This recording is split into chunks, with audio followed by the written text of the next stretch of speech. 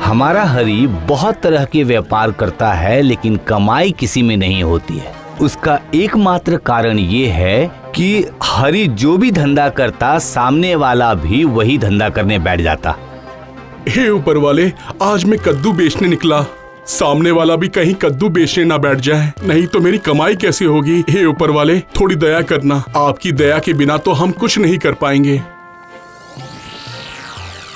अरे आइए आइए, कद्दू ले जाइए, बहुत ही मीठे कद्दू है। ऐसे कद्दू आपने कभी देखे नहीं होंगे, आप जल्दी ले जाइए। ये कद्दू खाएंगे तो आप मुझे सालों साल याद रखेंगे। भैया मुझे 1 किलो कद्दू दे देना, हाँ, लेकिन अच्छा देख के दीजिए।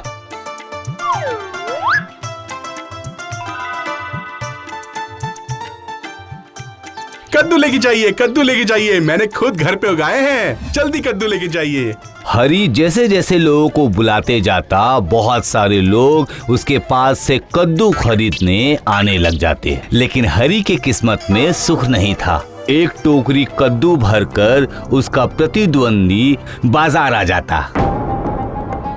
अरे आइए आइए आइए, चाची मौसी आइए, मेरे दुकान का कद्दू खाइए, आपके मुंह में आ जाएगा हंसी, ऐसी बनेगी घर में सब्जी। आइए आइए आइए, सामने वाले का सड़ा कद्दू, मेरे यहाँ का ताजा।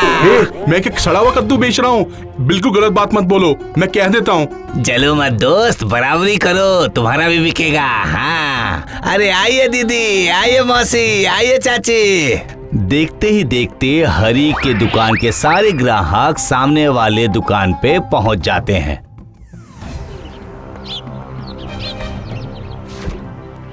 अरे ये क्या हुआ? आज तो तुमने कोई भी कद्दू बेचा ही नहीं है। क्या करूं भाग्यवान, मैं भी कद्दू बेच रहा था और सामने वाला भी कद्दू बेच रहा था। मेरे सारे ग्राहक उसी के पास चले गए, मेरा एक भी कद्दू नहीं बिका। मैं क्या करूं भाग्यवान, वो कद्दू वाला सिर्फ मेरे से जलता है। सुनो, तुम एक काम करो, समझे? कल से बाजार में मछली लेकर बैठना, देखना तुम्हारा व्यापार बहुत अच्छा होगा। ठीक है, अगर तुम बोल रही हो तो तुम्हारे कहने पर कल से मैं मच्छी बेचूंगा। देखते हैं कल क्या होता है।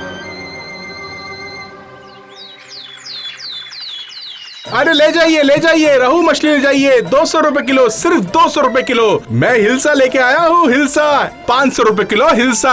आइए आइए, सबके लिए ले जाइए, लेके जाइए। भैया दीजिए, मुझे 1 किलो मछली दे दीजिए भैया। हाँ दे दीजिए, जल्दी दीजिएगा।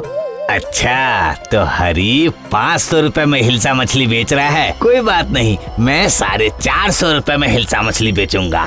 450, हाँ ले जाइए 450 रुपए में हिलसा। अरे 450 में हिलसा? ये 450 में तो बहुत सस्ता बेच रहा है। चलो इसी से ले लेता हूँ, फिर उधर ही जाता हूँ। चलो 450 रुपए में हिलसा मछली। अरे ओ भैया, आप क्यों जा रहे हैं? अरे रुकिए तो सही, यहाँ देखिए कितनी अच्छी मछलियाँ बेच रहा हूँ। मेरे पास आए थे और बिना मछली लिए जा रहे हैं, ऐसा क्यों कर रहे हैं?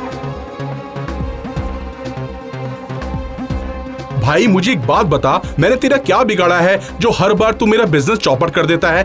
मैं जो भी चीज बेचता हूँ वही तू चीज बेचने लग जाता है। अरे ये पागलों की बात पे ना मैं ध्यान नहीं देता, आप लोग भी मत दीजिएगा। क्या बोला? मैं पागल हूँ? आज के बाद मैं यहाँ पर व्यापार ही नहीं करूंगा। फिर देखता हूँ तू मुझे कैसे तंग करता है। मेरी नकल भी नहीं कर पाएगा और मेरा बिजनेस भी नहीं छीन पाएगा। तुम्हें पता, आज ही मेरा धंधा चौपट कर दिया। आज भी वो मच्छी बेचने लगा तो सारे ग्राहक उसी के पास चले गए और मुझे पागल भी बोला। क्या बोला उसने? तुम्हें उसने पागल बोला? ऐसा बोला उसने? रुको, सुनो, मेरे सर में ना एक बहुत ही अच्छी सोच चल रही है। हाँ, और अगर ये करेंगे तो तुम्हारे बाजार में जो वो तुम्हारे शत्रु है वो तो हमेशा के लिए भाग जाएंगे। हाँ, अरे पर तुम्हारा आइडिया है क्या, ये तो बताओ।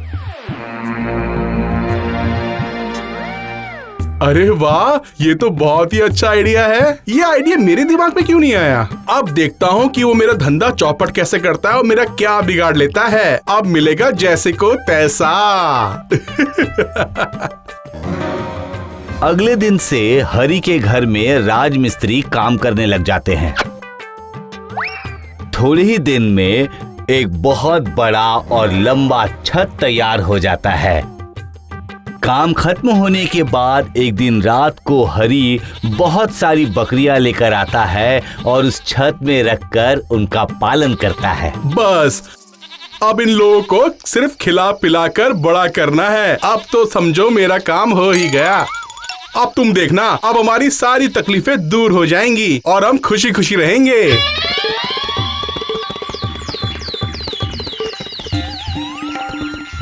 ओहो, कल भी हरी बाजार में कुछ बेचने के लिए नहीं बैठा। मेरे मन में तो अलग बेचैनी सी हो रही है।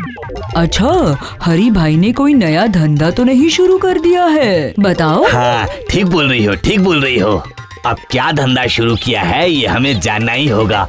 तुम उसके घर जाओ और उसकी पत्नी से अच्छे से मेल मिलाप करके पता लगाओ कि वो ऐसा कौन सा धंधा कर रहा है। हाँ, समझी? अच्छा, ठीक है।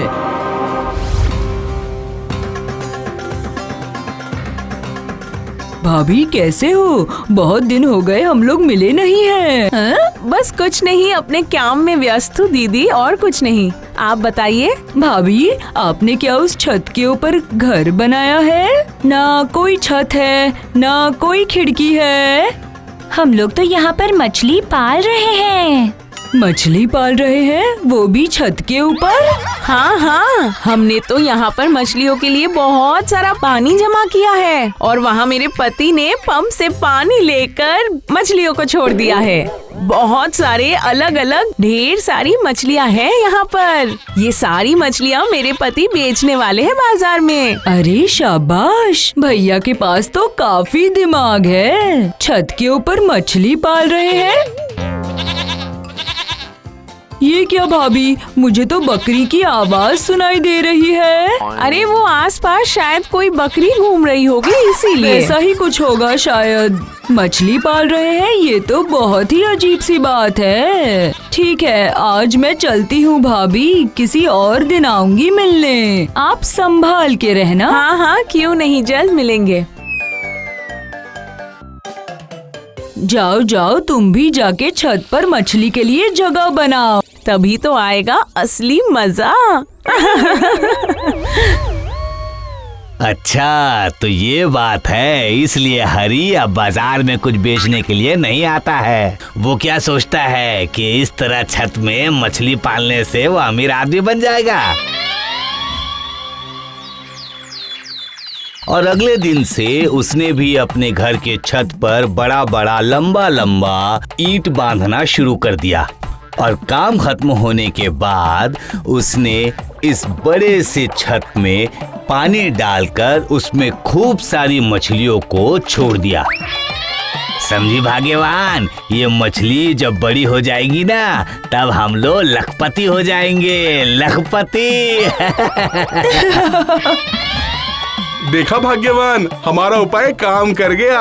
उसने अपनी छत पर मछलियाँ पालना शुरू कर दिया है। अब तुम देखना उसके साथ क्या होता है। हमें बस ठीक समय का इंतजार करना है। अब तुम देखना कि नहले पर धैला किसको कहते हैं, क्योंकि जो कुआं खोदता है वो उसी में गिर जाता है। अरे ये देखो, बकरियों की आवाज आ रही है। चलो उनको जाकर कुछ खिला देता हूँ, शायद उन्हें भूख लगी होगी।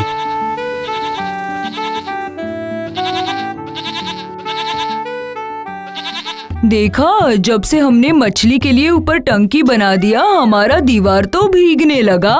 हर वक्त दीवार गीला रहता है और अंदर पानी टपकने लगा है। अरे तुम इसकी चिंता मत करो। अरे बस थोड़े दिन की बात है, उसके बाद हम तो लखपति बनने वाले हैं ना। लखपति, हम दीवार के चारों तरफ टाइल्स लगा देंगे। मुझे कुछ खाने दो, भूख लगी है। देखो, तुम्हारे लिए मैं गरम गरम पूरी और सब्जी लाई हूँ। इधर हरी की बकरियां बड़ी हो जाती है। वो अपने सारी बकरियों को लेकर पहली बार बाहर निकलता है और एक एक बकरी बेचना चाहता है। तो आपके सारे बकरियों की कीमत हो गई 90,000 रुपए। ये लीजिए। हे ऊपर वाले, तुम्हारा लाख लाख शुक्र है कि इतने दिन के बाद तुमने मेरी फरियाद सुनी और आज हमें किसी चीज की कमी नहीं होने दी। आपका बहुत बहुत उपकार।